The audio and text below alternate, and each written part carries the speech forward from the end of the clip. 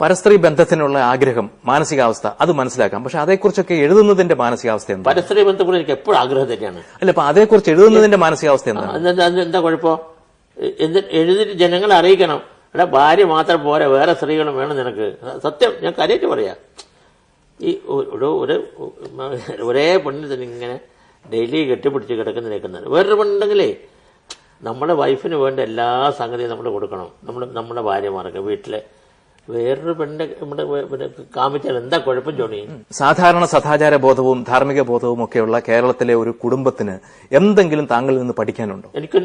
ഞാൻ ഒന്നും പഠിപ്പിക്കാൻ ഉദ്ദേശിക്കുന്നില്ല. എനിക്കൊന്നും പഠിക്കാൻ ഒന്നും എനിക്ക് പഠിപ്പിക്കേണ്ട തണ്ടികളെ ഒന്നും പഠിപ്പിക്കാനില്ല. എന്ത് പഠിപ്പിക്കാനാ? അല്ല, അവർ പഠിച്ചാലും പഠിക്കില്ല എന്ന് വിചാരിച്ചിട്ടാണോ? അല്ല, അതുകൊണ്ടല്ല. ഇതെന്താണ് ഇതിങ്ങനെ അതേ ഭാര്യ, അതേ ഊണ്, അതേ ചോറ്, എല്ലാ ദിവസവും വീട്ടിൽ പോകും, അതേ ചോറ്, അതേ ഭാര്യ, അതേ കഞ്ഞി.